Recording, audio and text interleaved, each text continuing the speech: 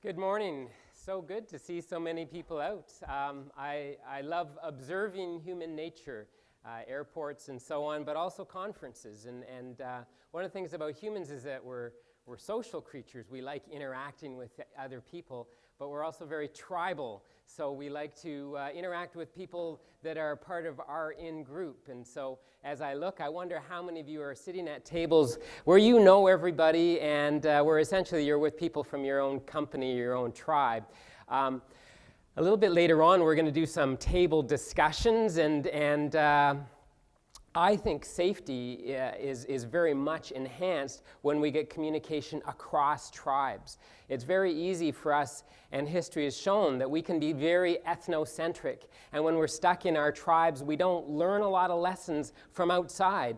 And we say, well, we must be doing it right because everyone's doing it this way, and everyone's doing this way, so it must be right. And so that circular reasoning happens within our organization. So I'm not going to force you, and I'm not going to point anything out, but if you could, when we get to the discussion part, if you find yourself in a group that's very homogeneous, just get up and move to a different table so you can engage some different people, and especially with groups where you guys are a bunch of lone wolves and just one or two people at a table, you might want to move to a few more people so you can have a little bit more interaction. I've spoken at I've spoken at every CHC conference for the last 8 years. And some of the people that I've seen, so I've seen CHC conferences, and sometimes I see the same people come and they're doing the same presentation year after year, which is awesome because they're specialized. Unfortunately, I seem to be a generalist. And so every year I look at the theme and it sparks something in me and I say, I want to talk about this. And so every year I look back at my presentations. Every year I've done something different.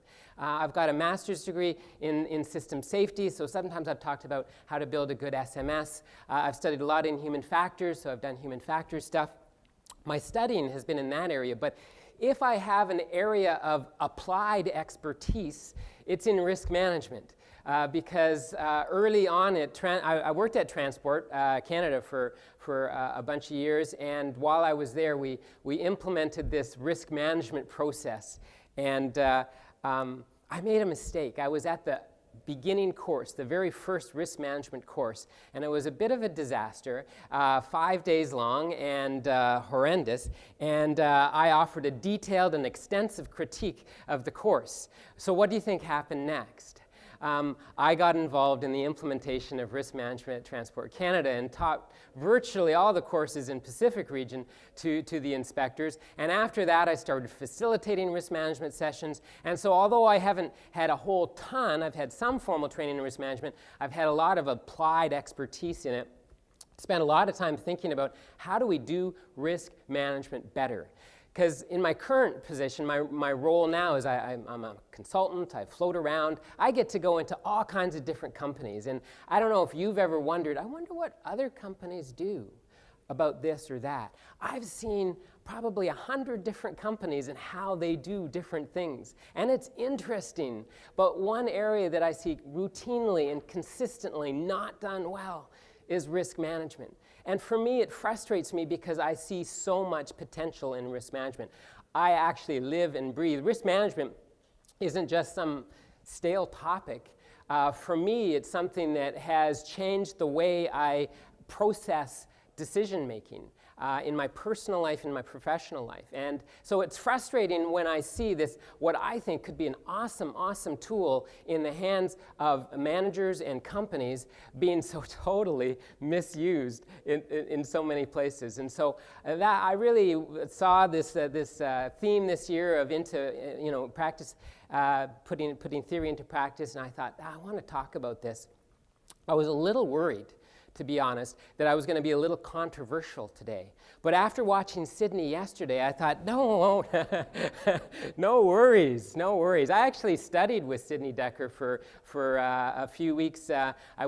He was teaching at the University of Lund in Sweden, and I had a chance to go there for a couple of courses with him. And really, really enjoyed getting to know him, and you can imagine what he was like for an hour there yesterday. He doesn't stop. He was like that for 2 weeks solid, and by the end of it, you're like, your brain is frazzled, and very challenging, very interesting. So we're going to talk about risk. We're going to talk about safety and resilience, and how risk management can hopefully help your organization in that.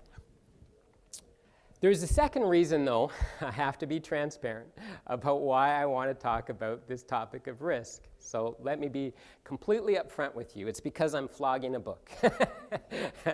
A friend of mine, colleague, Dale Wilson, I got to admit, he did a lot of the work for this. I kind of tagged along.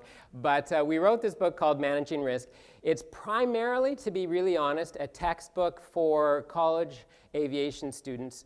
And so it may not be overly applicable for a lot of you guys. I have some copies here if you're interested. Yeah, we are both human factors people. And so you might be surprised that we didn't write a book about human factors. But what we perceived is that there's a lot of books about human factors on the market. But for especially young people coming up into the industry, you don't perceive risk, you don't perceive human factors as, oh, I'm stressed, or oh, I've got this human factor or that human factor. You perceive it from the front line. You perceive it from the pointy end. And so when we did our chapters, we did them very much at a first level cause of accidents. We said, hey, here's a risk of runway incursions.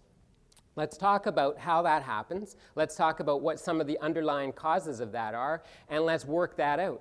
And so we actually have a bunch more chapters. I just threw these as examples of some of the types of chapters that we have that are kind of frontline occurrences, frontline reasons for why accidents happened, and then we drill down. And I thought it was funny that the conversation yesterday ended up being around a little bit that sterile cockpit rule, the 10,000 foot, under 10,000 feet, no non-operational conversations.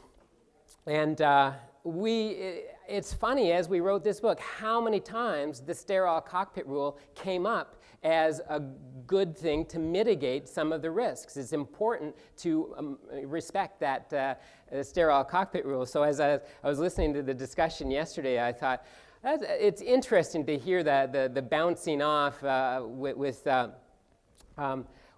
Tony, saying, hey, there's an example of something that there's a rule that people aren't following, and it's true, and if people followed it, it would be really corrective. But I think Sydney was correct also in saying there's not a lot of data to say, and is it even possible? Like, how many people work in places where there's a sterile cockpit rule of some sort? How many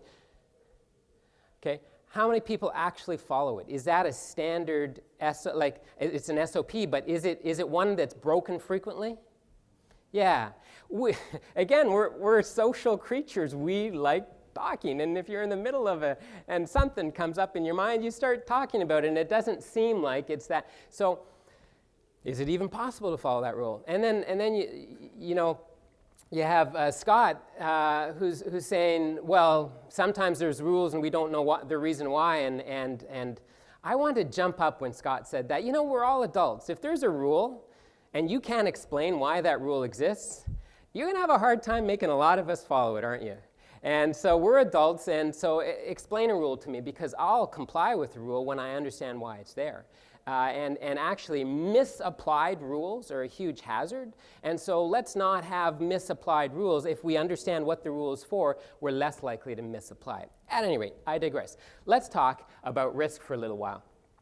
I think language is such an important part of this, having the right language. And I'm going to give you a little example. Are there any Dutch-speaking people here before I make an embarrassment of myself? How many native Dutch? Oh, good, thank you. My parents are Dutch. They immigrated to Canada in the late 50s. And they made a conscious decision not to speak Dutch to their kids. They said, we're in Canada now, we're going to speak English so that they learn English fluently. And later on, we discovered that your brain can actually learn a couple languages at the same time, and it would have probably been fine. So I understand Dutch really well.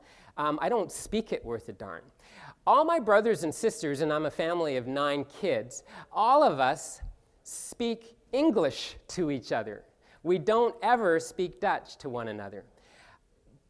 Except the other day, so my mom's getting on in years, and we're looking at an assisted living place for her or two, and this is back in Ontario. So my sister calls me up, and she says, Gerry, I found this really nice place. I walked in right away. I loved it. It looks so gezellig. And she threw in this Dutch word. Why would she throw in that Dutch word? It's because gezellig is this great Dutch word for which there is absolutely no English equivalent. And when you have a word that creates a concept, you use it because it's cool. So gezellig means, and here's how that warm, comfortable feeling of being with people you love in a cozy place. That's what gezellig means. And so when we're gathered around the Christmas tree and we've got some wine and there's presents and stuff, that's gezellig. And so you just can't say that in English in a nice, neat one word. And so when you've got language, you use it. And so I was thinking about that with risk management, because far more than a process, far more than some documented procedure, risk management is a language, and it's a way of thinking. And if we can get, and I love Sydney's hearts and minds things, I think it's a cool concept. If we can get the language of risk management into people's hearts and minds, if we can get them talking risk management, we've made, I think, a big leap forward in terms of our safety management system. So let's talk a little bit about our vocabulary. Safety. What's the definition of safety? Anybody? You're not going to be a silent group, are you? Come on. It's Monday. No, it's Tuesday morning. Safety. Nobody knows the definition for safety? If we go to a textbook, we might find definitions like this: the condition of being protected from or unlikely to cause danger, risk, or injury. The state of being safe. Freedom from the occurrence of risk of injury, danger, or loss. There is a sense when people use the word safety in the general public that it implies freedom from risk, that it implies now everything's okay. It makes me cringe every time there's an airline accident of some sort and a reporter sticks a mic in front of some expert and says, is aviation safe? Well, what do you mean by safety? And I'm hoping that most of you know our definition for safety, and that is managing risk to an acceptable level of safety. Managing risk to an acceptable level. We have an idea of what an acceptable level of risk is, and we're in a process. So safety isn't a state or a condition. Safety is a process. It's a continual process of essentially managing risk. So in my mind, and I think this is a pretty accepted definition in the safety industry, safety is a process of continually managing risk. Do you all agree with that? Is that news to anyone? I hope not. Okay. Yeah. So let's talk a little bit about resilience, because resilience is another word that's getting thrown around a lot. And if you're not willing to define safety, I bet you no one's here is willing to jump up and give me a definition for resilience. Because it's a kind of ambiguous word. We throw out this concept. What do we mean by resilience? So if you go to the dictionary, the power or ability to return to the original form, position, etc. after being bent, compressed, or stretched, elasticity. Ability to recover readily from illness, depression, adversity, or the like, buoyancy. The idea behind resilience is that idea of flexibility, the idea to respond to different pressures, but then to return to the original. Resilience is the opposite of organizational drift. Organizational drift encounters change and changes subtly but doesn't go back. It now has changed your organization, and often without being aware of it. Resilience says we can adapt, we can change, but we understand our core well enough, we understand who we are, so that we can always bounce back to who we are. We can adapt, we can change to different circumstances, but we flex back. How do we achieve resilience? That is some of the challenges that we face. One of the things that I'd really like to say today is that resilience is not achieved by more layers of memos, procedures, policies. What I see, and I want to be really honest with you, when I look at the state of safety management in our industry today, over and over again, I see companies that are becoming less resilient and more brittle. Because what they're doing is they're creating layers upon layers of regulations and policies and procedures. And nobody quite knows what they're supposed to do, but they're sure that there's a lot of policies around what they're supposed to do. They're afraid to move, they're afraid to adapt, they're afraid to change because someone's going to slap them for doing something wrong. And that creates an organization that is brittle.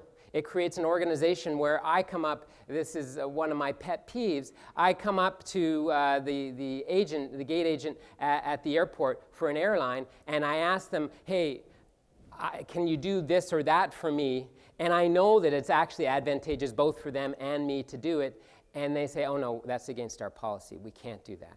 And it costs them nothing to do it, but and so there's sometimes you encounter that, sometimes you encounter companies that say, oh no, we can do that, we can flex, we can adapt, we can create. How do you develop resiliency? How do you get there? I think a big part of that is having good risk management concepts instilled so that people understand what their role is and how to do it. I'm not sure, I have this vague idea of how to illustrate resiliency, but I think if everybody, here's me, here's the range that I'm allowed to move in. And if I understand completely the area that I'm allowed, those are my decisions, that's my realm, then I can move around in that, and I don't influence and affect negatively people working on either side of me because I'm still within my range. But I've been trained and I've been taught, and I know what my decisions mean, how they impact others, and what my range of movement is. That takes a lot of work. That takes flexibility. Resilience takes a lot. Resilience means that your frontline workers have to be very much involved in developing their own training.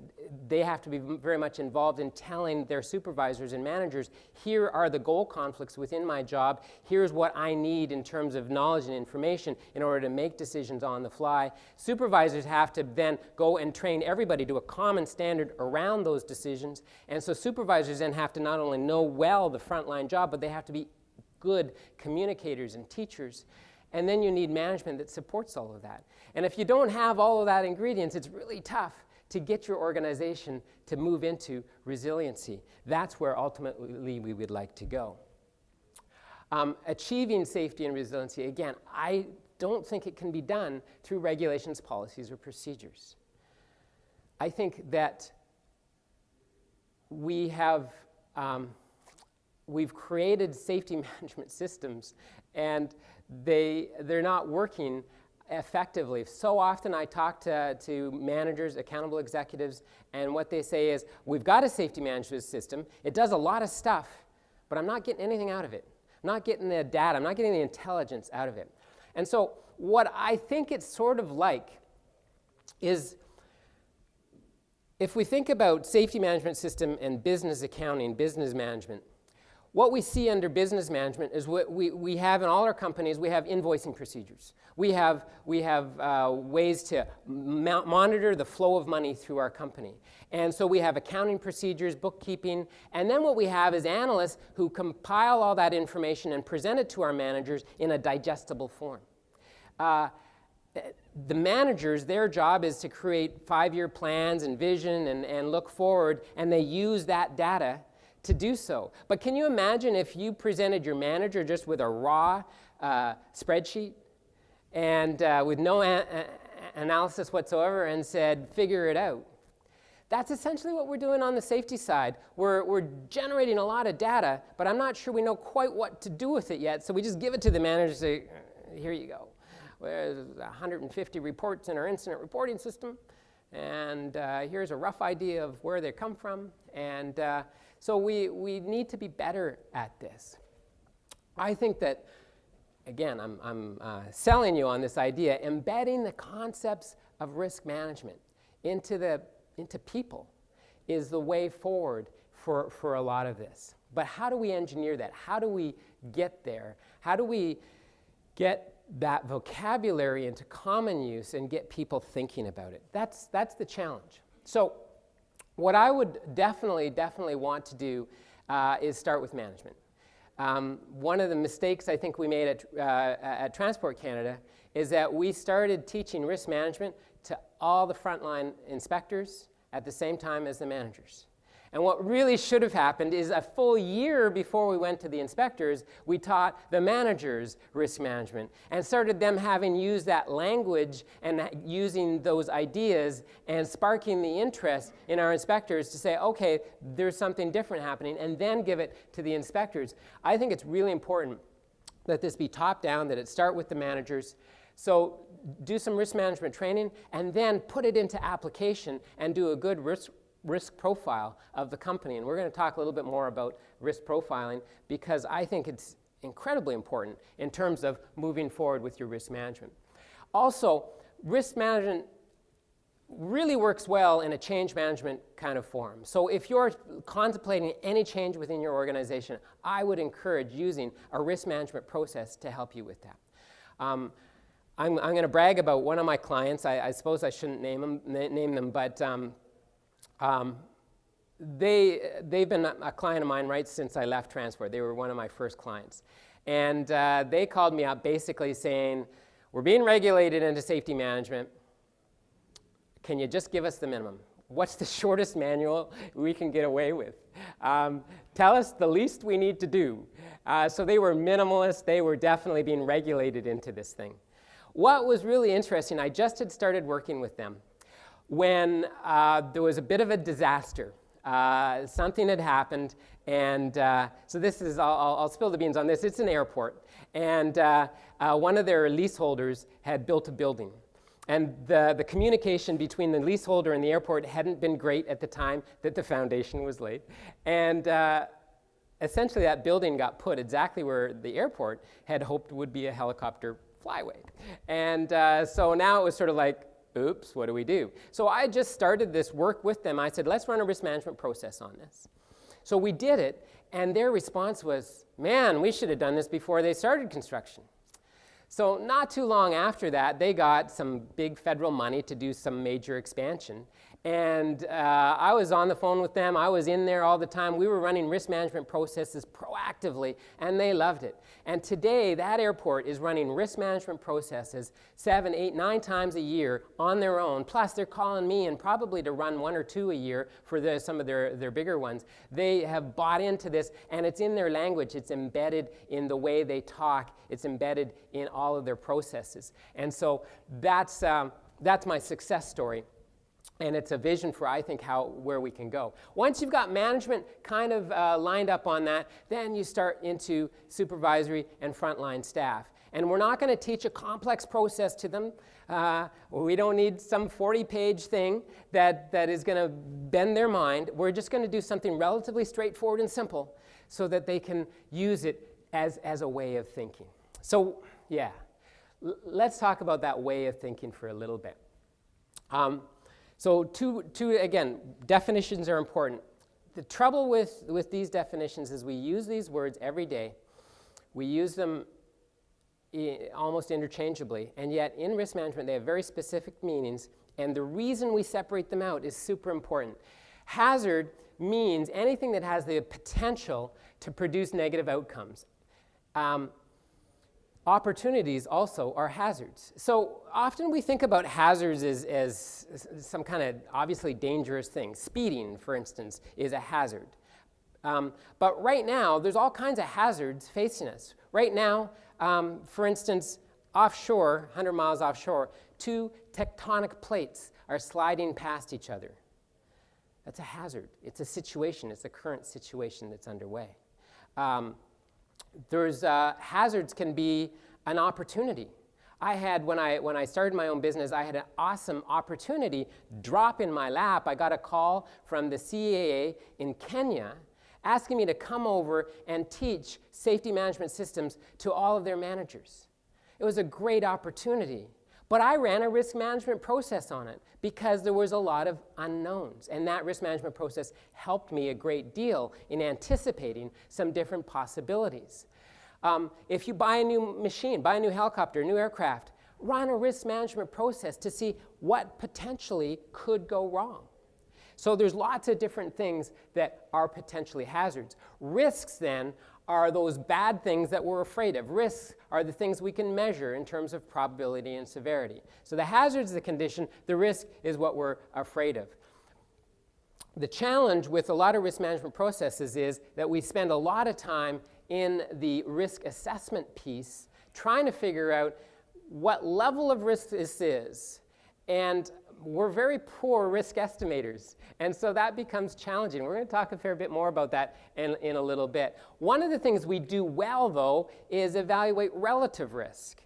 So I would like to see in risk management process a movement away from a whole lot of time spent on, is this a 5 or a 4 or a 3? Because I think most of that time is wasted time, and just move towards which is our highest risk and which is our low. Let's just group these in terms of high to low. You know, if I asked you, if I put a bunch of risks up there and asked you to guess whether they were a 5 or a 4 or a 3, I'd get all kinds of different answers. But I bet you if I put that list of risks up there and said sort them from high to low, we would all come, and I've done this so I know we all come to fairly similar answers because we're good at establishing relative risk. It's sort of like my son's into music, and there's a very few people in the world that have perfect pitch, so that if you played a note on the piano, they could tell you that's a C sharp or whatever.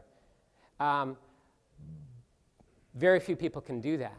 But almost any of us, if I played 2 notes on the piano, you could tell me which one note was higher and which one was lower. That's relatively easy for us. It's the same thing with risk management. To actually establish absolute levels of risk, very difficult. But to establish relative levels of risk, and that's really what we're interested in, because which ones are the ones that I'm worried about and I'm going to invest money to resolve, and which ones aren't. So that's where we're going to go with this. Now, I said earlier that risk management has fundamentally become a way of thinking for me, especially a way about making decisions. Now, I've used the risk management process. I already told you. I used it when I took on that contract to go to Kenya, which I did, and I had a great trip.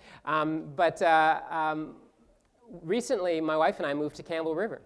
And in the lead up to that, we were considering this move. And so Campbell River is on Vancouver Island. And we were filled with a lot of fear. And you can imagine, I've lived on the Lower Mainland for 20 years. And so the move had all kinds of unknowns. And my wife was going to start her own counseling business there. She was the director of an active counseling firm here. And so she had a good position. And so we were going to leave that. And she was going to start her own counseling office in Campbell River. We had a lot of fears. But what was so interesting is we said, let's just go for coffee. Let's sit down. And we just started writing out all our fears. Writing out, like, this is the hazard. Moving to Campbell River is the hazard. It's an opportunity, but it's a hazard. So we just sat down. We started writing down, what are the risks? What are we afraid of? And as you start writing them down, you say, can I manage those? What happens if those things happen? How bad could it be? And as we started doing that, we said, hey, you know what? Even if things go wrong, we can manage it. This isn't irrevocable. There's such an opportunity, and it's a great chance. Why wouldn't we do this? And so going through that risk management process relieved our minds, gave us the courage where we were really starting to think maybe we shouldn't do this because we were kind of filled with fear. The risk management process said, no, we can manage those risks. Even if everything goes wrong, we've still got, changes. We can do a lot of different things. And so the risk management process allowed us to do that. Let me take a more controversial topic, the Northern Gateway Pipeline. And there are people in this room who are for it, and there are people in this room who are against it. Here's my problem with the public discourse that we've heard so far. That is it. Either you're for it or you're against it. And when we don't have risk management skills, everything becomes, we mistake hazard and risk. So the hazard is building the pipeline, but people think that's the risk. No. The risk isn't building the pipeline. The risk is the risk of an oil spill. Now, when you separate hazard and risk and you say, okay, what's the probability and severity of an oil spill? Well, that's variable, isn't it? It depends on what level of protection they build into this thing. So now we have to start saying, the question then becomes, what level of risk is acceptable? And I wish that the public discourse today around the Northern Pipeline was, what level of risk are you comfortable with? And for those of you who aren't from BC, I'm sorry, we're talking about building a pipeline across the northern part of this province that's going to channel bitumen from the tar sands over to a port, and then a ship is going to take it from there. And obviously there's a great deal of concern around oil spills in our pristine northern forest and also in the water channels leading up to that port. So there is considerable risk. Can we manage it? Can we manage it to acceptable levels? How much is that level of protection going to cost? Because you know what? If you double line that pipeline the whole way, if you install remotely controlled valves every kilometer of the way, if you install sensors, and you can make this thing so that the probability of a spill is negligible, but it's going to cost a lot of money. And the company's going to say, yeah, it's not worth it if we have to do all that. And so now we're negotiating. Now we're saying, what level of risk is acceptable? And is that level of protection going to be worth it for me as a company? See how risk management allows a much more nuanced conversation around things. And if you can imagine that in your company, thinking about a new airplane, thinking about taking on a new contract, thinking about doing different work, thinking about looking at some of the stuff you do now and saying, is this worth it? Having this risk management dialogue creates a much more interesting and nuanced discussion, whereas for or against is pretty much what we end up doing without that dialogue. So what I'd like for you to do now, because I believe that learning happens as we interact. You can sit here and listen to me, but I believe that learning happens at the table so often as you interact. And so I'd really like you to discuss at your tables, how are you guys doing for risk management? Can you name the top 5 risks in your company? Have you done a risk profile? Or in your division or in your area? Are you aware of what the top 5 risks are? Do you know what initiatives are underway currently to manage the risks, especially the top 5 risks in your company? Does your superior talk about hazards, risks, and threats as much as they talk about operational objectives, profit cost, time management? Because if we're going to say that safety is as important as profit, then we need to demonstrate that, especially from our managers, on a constant basis by using the language of risk management just as much as we use the language of business management. And so is that what is happening at your company? Is there a lot of dialogue around risk management? So I encourage you to, in your groups, have that discussion, talk about what's going on for you in terms of risk management. We're going to talk about your specific risk management processes after this, so you don't have to get into that process that you're using right now. Just in terms of the big picture, are you aware of the risks? Is the language of risk management being used in your company? Go for it. Give you 10 minutes.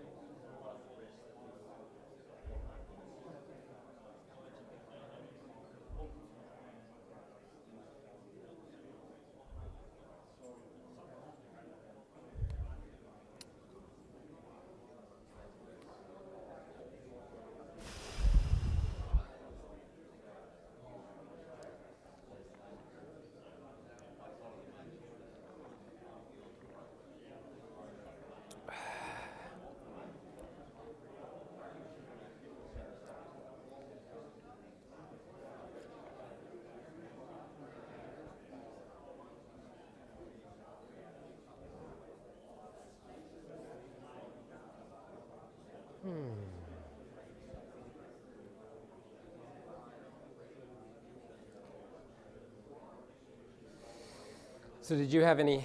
Oh.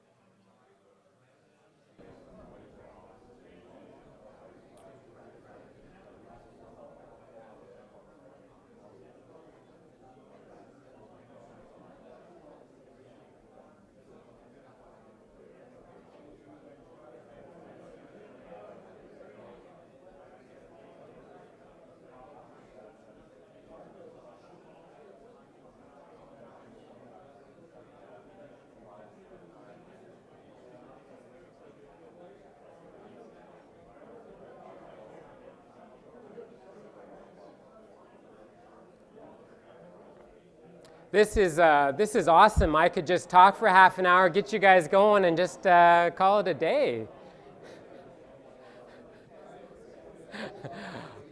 All right, if you can wrap up those discussions. 60 seconds. Oh, man.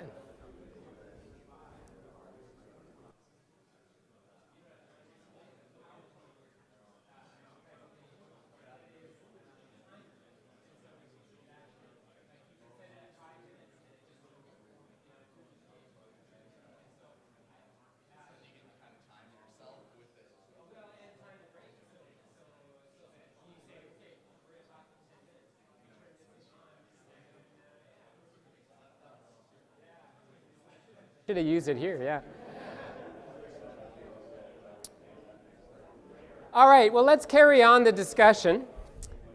I want to talk for a little bit about risk management processes and some of the challenges that we face. I've encountered a lot of risk management processes, and I've facilitated a whole ton of them.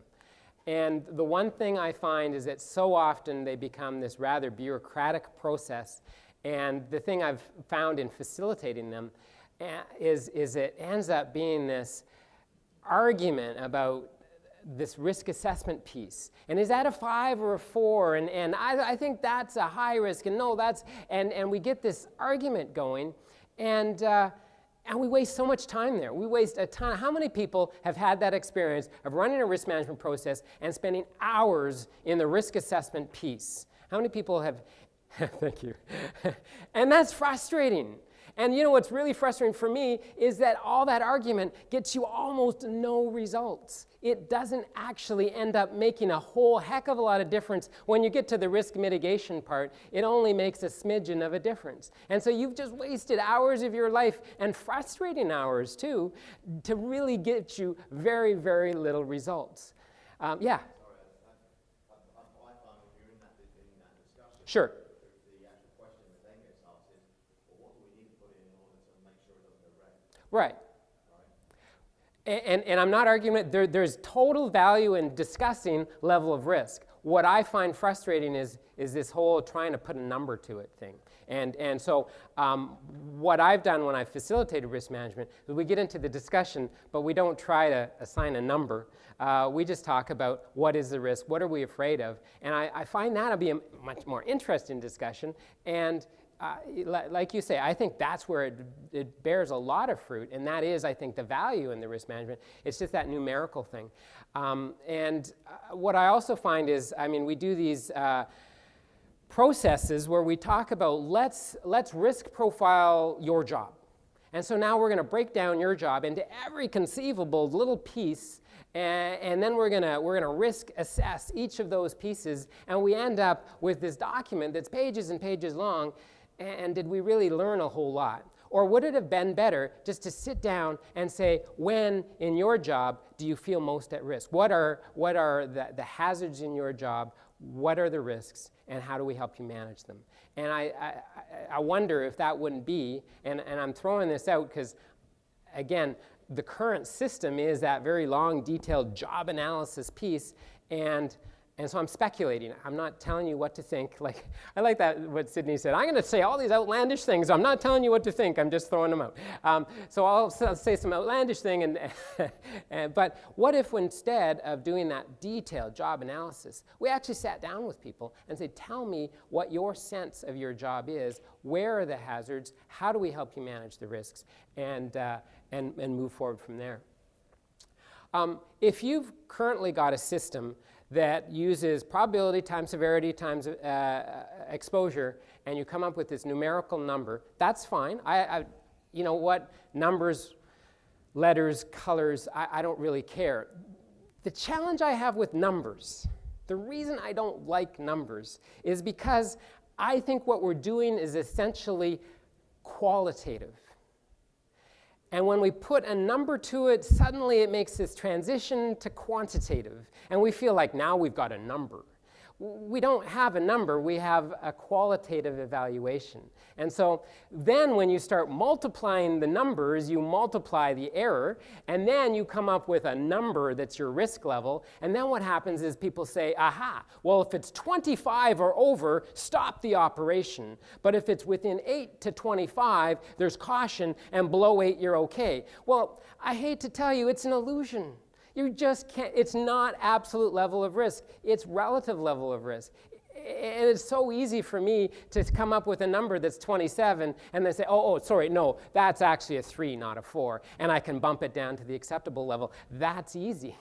It's not a quantitative process, it's a qualitative process. So that's why I always hate to see those numbers in there. So there's my pet peeve. I'll throw it out there for you. Do what you want with it. I do want to tell you that we are poor risk estimators, and I want to spend a few minutes justifying that statement because I think it's important for us to recognize some of our limitations as humans in this area. So our brain doesn't work well with big numbers. If I were to ask you to estimate how wide this room was, you would immediately come up with some way of relatively thinking about something that's about this size. It's maybe the width of my house. Or I can imagine my measuring tape, that's about how far my measuring is. I've got a 30-foot measuring tape, or whatever. I would quantify it, estimate it, and we'd all be within a relative ballpark. Because we have that scale, it works for us. But when we get to big numbers, we grapple with it because we don't have those numbers in our everyday experience. My brother worked in municipal, he's an accountant, and he started his career working for municipal government. And so he was the financial manager for the city of Kitchener for a few years. And what he found was that if he went to council with a proposal that was in the $100,000 area, it was tough as nails to get that proposal through. Because the counselors could conceive of $100,000. They knew what they could get for $100,000. They could picture that. But if he went with a proposal that was $3 million or $5 million, it went through a lot easier. Because it was outside of their experience, it was outside of their range, and they couldn't grapple with those numbers as well. When we get to numbers like $1 million, I mean, we use that number a lot, but do we really know what $1 million is? For instance, right now, can you guess how many days, weeks, months are in 1 million seconds?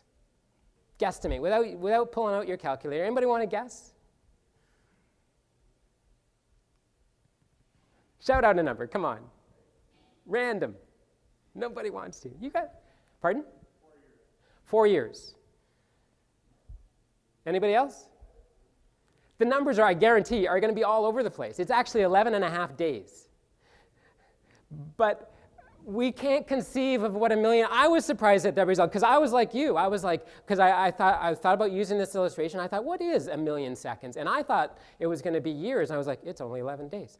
Anyways, it's hard for us to picture 1 million. It's hard for us to figure out what that is. And so when we are grappling with probabilities of accidents in the millions, 1 in 1 million, 1 in 10 million, it's hard for us to get our brain around that. We have a natural expectation for the mildly positive outcome. Anytime we're estimating probability, the mildly positive outcome is naturally what our brain assumes is the most likely. Because in our life, the mildly positive outcome is typically what happens for most of us. We go to work, we get money, we get paid. We try this, it works out relatively well. We try that. Usually, the mildly positive outcome is what? How many people went to Tim's and did roll up the rim to win? How many people did rolled up the rim in the past few months? Come on, a lot more people than that. Give me a break. Anyways, how many people want a coffee? Yes? Yeah, I want a coffee. I want two. How many people want a $100 gift card? Nobody. Anybody win a car? You did. You won $100. Yay. All right. Anybody win a car? No. You won a car. Seriously? No. You're just messing with me. The mildly positive outcome is what we get. And so our brain is naturally, when we are estimating risk, the mildly positive outcome is what we kind of naturally assume. So when it comes to the really bad outcome, see if we put this on a scale from really bad to like really, really good, like winning the lottery good, and we put this on a scale, our natural expectation is somewhere over here. So the assumption about the really, really bad is that's really unlikely.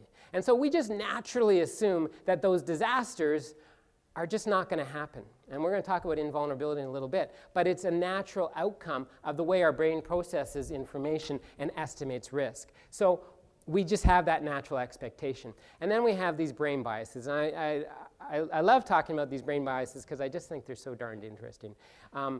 Our brain processes information in certain ways. And you can't do anything about it. It's just the way our brain is built, basically hardwired.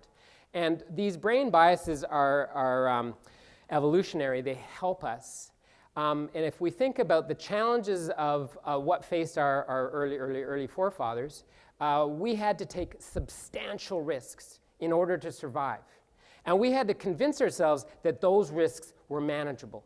And so we learned to suppress our fears, and we learned to manage in that environment. And so these brain biases are built to help us see the world in a certain light. They're to help us manage the information around us in a certain way. So we're going to talk about those just a little bit because they influence us today, and they influence us very much. So we're going to talk about 4. There's a ton of them that they found. These are 4 that I think are relevant to our risk estimation: attribution error, optimistic bias, invulnerability, and the framing bias. So attribution error is the most studied human bias out there. It's also called the fundamental attribution error, basic attribution error. And so basically what this is, and it's so interesting, is that we naturally tend to attribute behavior to a person and underestimate the influence of a situation. And so you can imagine evolutionary-wise, your neighbor got killed by the saber-toothed tiger. You attribute that not to the situation of a saber-toothed tiger with big teeth, but rather you attribute it to the idiot who went out there without having proper spear or whatever, right? He didn't do it right. And so the attribution error is something that continues for us today and very much alive in the aviation industry. Of course he got killed in that helicopter accident. He's an idiot. And that protects us from actually being afraid to get in the aircraft the next day. I remember as a young man, I had this in spades. I remember I used to tow gliders. I love flying gliders. I tow gliders up. I built up a lot of hours as I was building my aviation career flying the tow plane. At my club, we had a fatal accident where one of our aircraft took off, and he shortly after takeoff, the nose came up, and the nose went down. He plunged in, and he was killed. He stalled. And very quickly, we discovered that his seat back had failed. And so just after takeoff, his seat back failed. He fell back on the stick that was behind him. And so the aircraft suddenly stalled, and he went in. I flew the next day with absolutely no fear because I knew that wasn't going to happen to me because he was a heavy gentleman and I wasn't. I was light. My seat back wasn't going to fail. And so the attribution was on that. It was that individual. It wasn't going to happen to me. And so I look back at that and saying, wow, like attribution error, just don't look at the situation, don't look at the seat back, just look at the individual. So we have this, and it definitely influences our risk estimation because we're always looking at the individual as opposed to the situation. And so we have that natural tendency. But we know now that the situation has a large influence on person's behavior. As a matter of fact, some people would say almost that the predominant predictor of behavior is the situation and not personality. I love the Costa Concordia because so much attribution on the captain, so much attribution, and I still haven't heard what the results of the report was. I'd love to know the situation. I'd love to know the culture in the company. I'd love to know a whole lot of things. I haven't heard it yet. Maybe it's out. I don't watch the marine kind of reports too much, but the attribution that happened after that accident was just so interesting to watch. Another bias that we have is this optimistic bias. And we all experience the optimistic bias, and this is the tendency to believe good things about ourselves. And so when we look around and we see that other people screw up, and we say, well, I wouldn't do that, we start believing better and better things about ourselves. Now, the optimistic bias, all these biases we can actually measure for. And so we know that if you lack the optimistic bias, you actually are more prone to suffer from depression. So the optimistic bias is functional for us. It keeps us looking on the rosy side of life. It makes me feel good to think that I'm better. I am practically God's gift to aviation. And so I'm a superior pilot.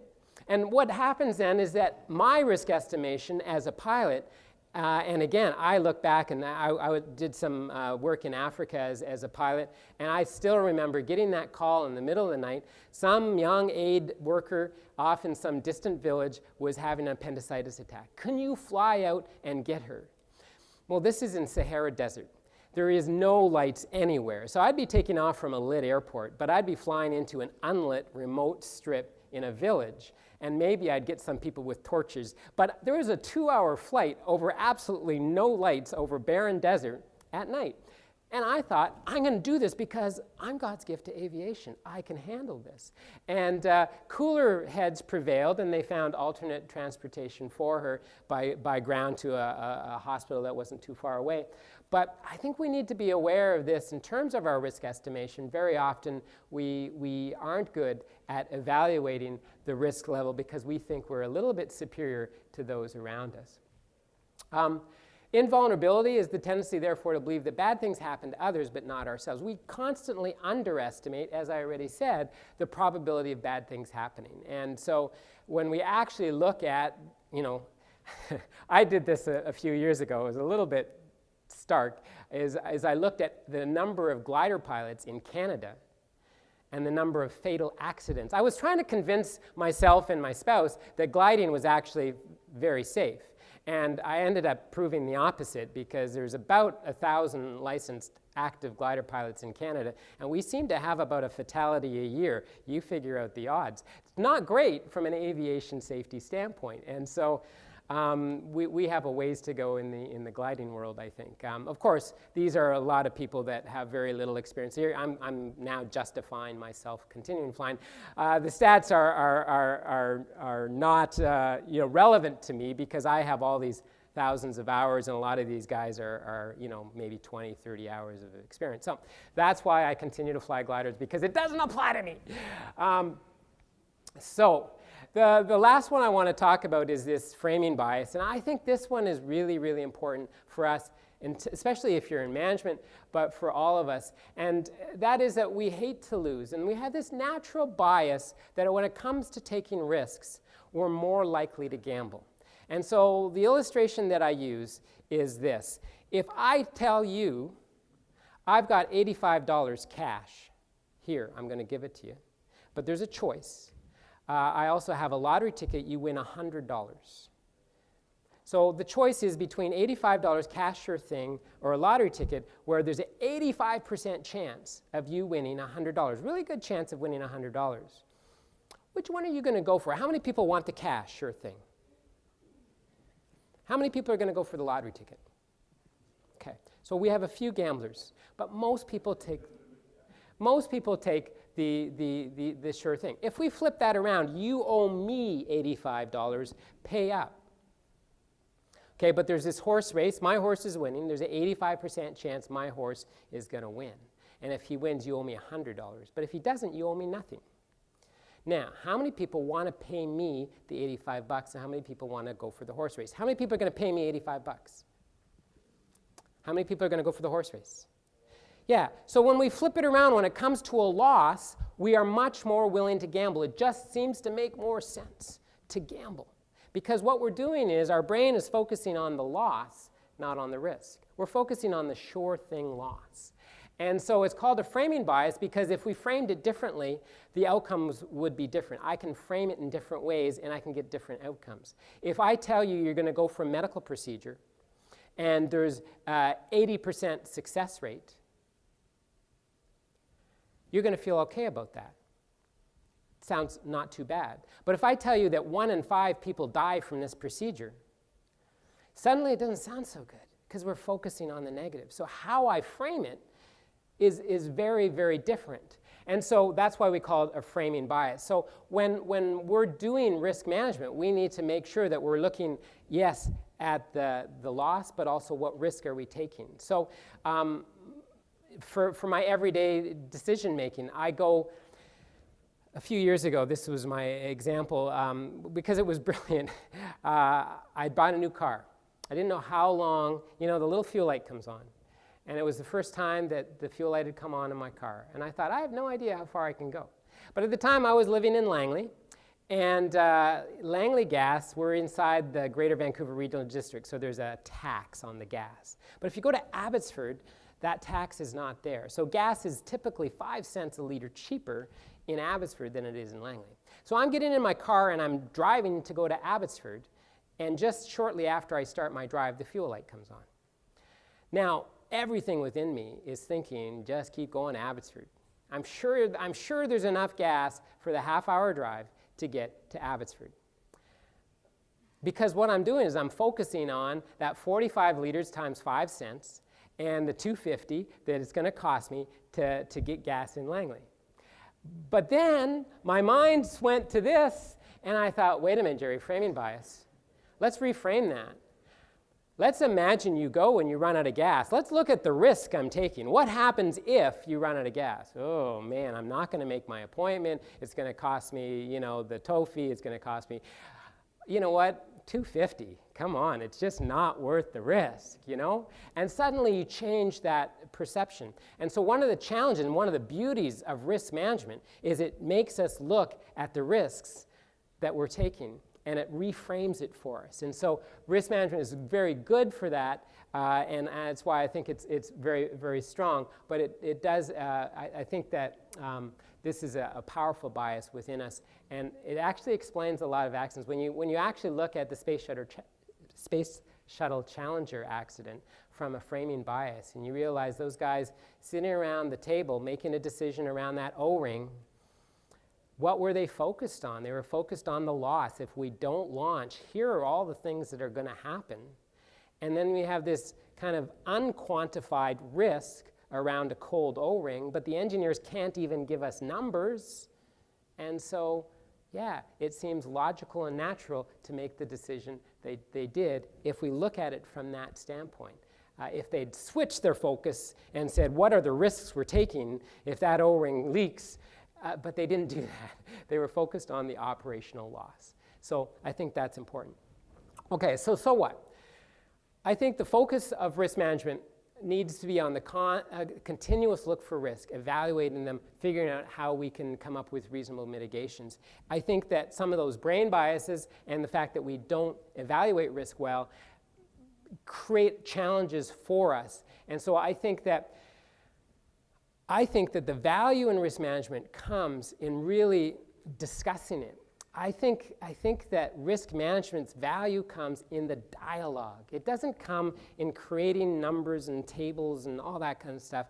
The value in risk management comes in the dialogue as we share ideas around it. So I'm less concerned about what process you use than that you get to the dialogue and don't get distracted by trying to estimate risks that you would struggle to because your brain has trouble with that. So get into the dialogue. That's why I called this Let's Talk About Risk, because I think that the dialogue is what the important part is.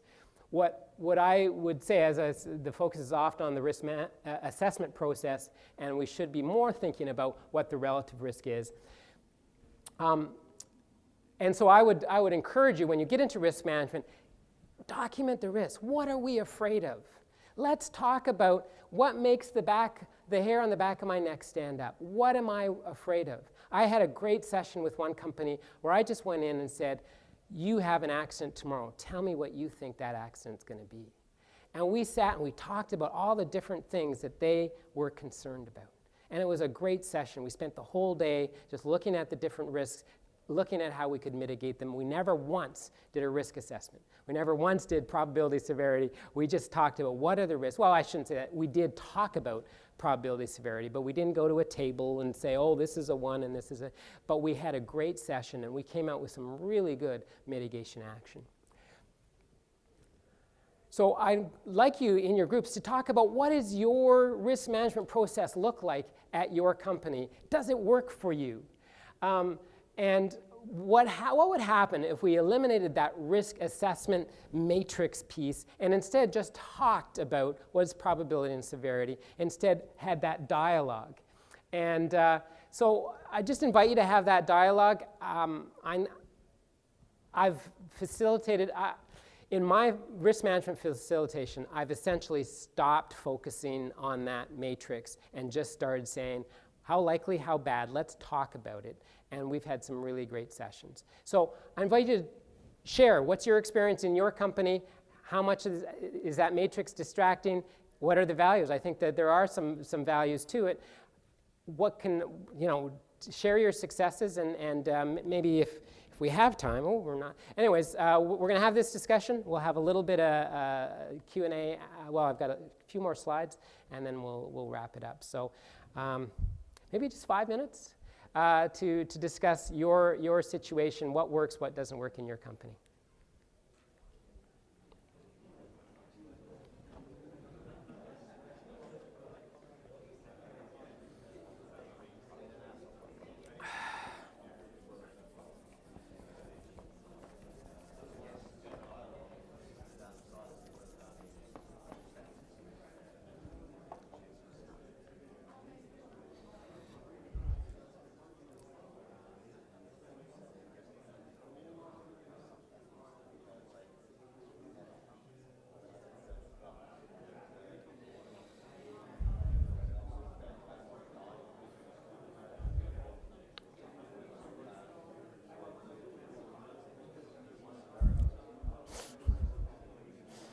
Oh dear.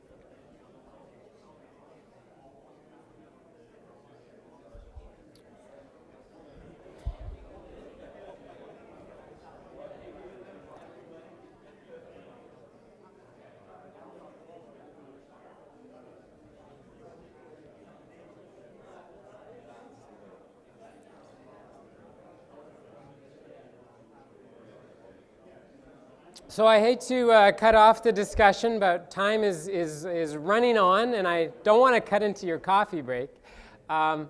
So were there some ideas that came up in tables that were cool lessons learned, some cool practices that people had in their areas? Gosh, you're a talkative bunch. Yes? We were just kind of talking. We use a little bit of each.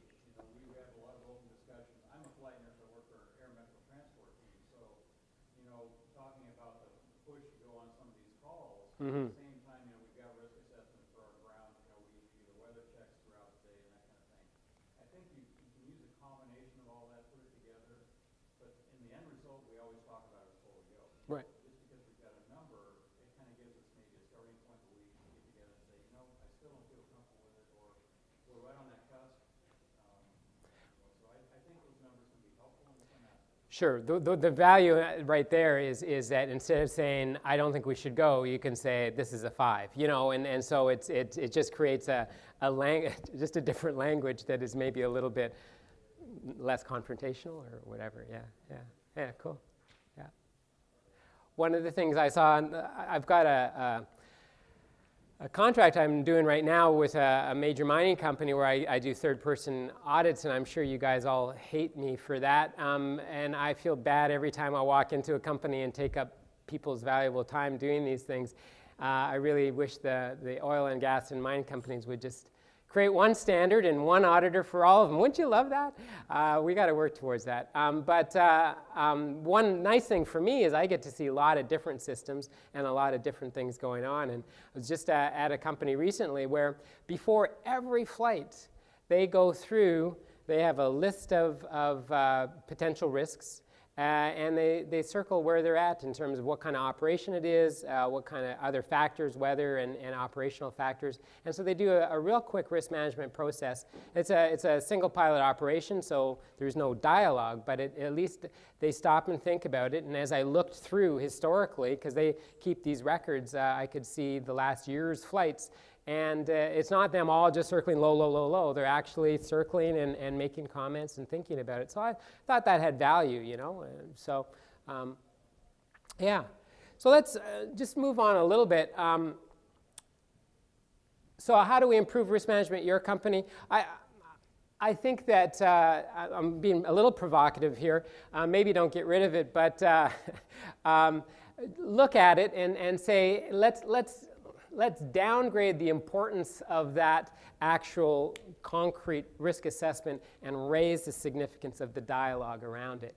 I like high, medium, low in terms of instead of just this numeric stuff. I really encourage you to train managers first, get them conversant, get them using that language, encouraging managers to use the language of hazard and risk and threat just as much as they use the language of cost and time lost and so on, so that people, because all of us struggle with goal conflict. Every operation is trying to make money, and every pilot I know and every maintenance engineer I know is goal-oriented. We want to get the job done, and yet we want to do it safely. And so we're always struggling with that goal conflict. And if all we ever hear from our manager is push, push, go, go, operation, operation, then we always believe that we're doing our manager a favor by taking risks. And I wonder how many employees out there think that they're doing their managers favors when they're taking risks. And I think that's what we have to convince our people, and the only way we can play lip service to safety, but until we're talking that risk management talk on a daily basis and just as much as we talk operational stuff, that's when we actually convince them that we mean it. So make sure your managers are trained in risk management, and then train your employees also in the concept. Use the language embedded. I like to see that risk management stuff, instead of having one risk management process, there it is, we go to it when we need it, have it embedded in your different policies and procedures. So when for instance, in your hazard reporting system, there should be a small risk assessment. I would really encourage that one person in the company or a small group of people in your company do all the risk assessments on your hazard reports, rather than having the pilot engineer and whoever else who's filling out this thing do a risk assessment. They're going to be all over the map because it's all different people and they have different filters on and they're going to see risk from different perspectives. If you can get the person that's vetting the reports to be trained in risk management, to be able to do that, they'll come up with a consistent approach and they'll be able to look at relative risk a lot better. So have that in your hazard reporting system, have it in your management processes so that it becomes embedded in a lot of different things. I do like, one big process for like change management and stuff like that as well, but embedded in other things. Definitely that high-level process for new hazards that are identified and for change management. Risk assessments as part of each new contract or job assignment, tailgate meetings, whatever you're doing, having that risk dialogue coming up. And simple tools for the employees so that they can use it easily. What I would recommend, for some of the companies I've worked with, we've given the employees little laminated cards. I don't know if they get used. Sometimes I've come back to companies a year or two after I worked with them and I see the laminated cards still in people's toolboxes and pockets and stuff. So that's, I guess, gratifying for me. But really simple process. What could go wrong? How likely? How bad? And then, what can we do to manage that risk if it's not acceptable? Who needs to do what? And finally, who else needs to know? Always having that communication piece so that we're starting to dialogue about it. So that's a really simple 6-step process, giving that to all your employees, and then using it, doing that dialogue part, making sure that it's talked about, I think has a lot of value. What I would really love, as a matter of fact, I would just die with happiness if a company called me up and said, Gerry, can you help us with this? This would be just a lot of fun, is to do a thorough risk profile of a company. And so maybe before this part, but just start with the managers, train them, and then do a general risk profile for the company. But once we've taught the managers that process, they go back and they go to all their employees and say, hey, let's sit down for 2 hours and talk about the risk profile in this division. What are you worried about? And get some of that frontline intelligence about what their concerns are, what's the hazards they're experiencing, what are the risks that come out of that, how can we manage those risks, get that up front.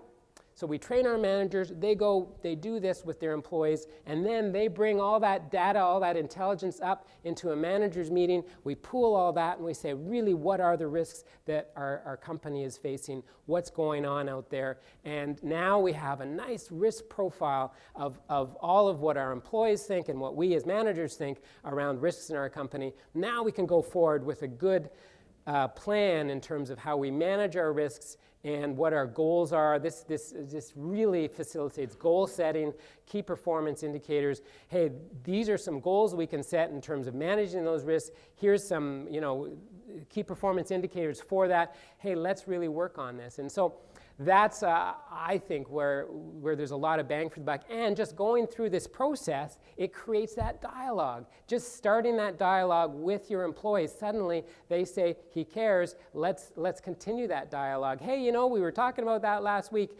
I thought of something else the other day, and suddenly we have more of a dialogue happening. So I think there's a lot of value in doing the process, even if it's only just to start the dialogue. So I encourage you to go out and let's talk about risk with our employees. Any questions or comments? I have one comment, and that is I do have some of my books here. They're $20 if you're interested. But if you work for a college or university program, I'm giving them to you for free as long as you give them to the guy that teaches the risk management process. So anyways, thank you very much, guys.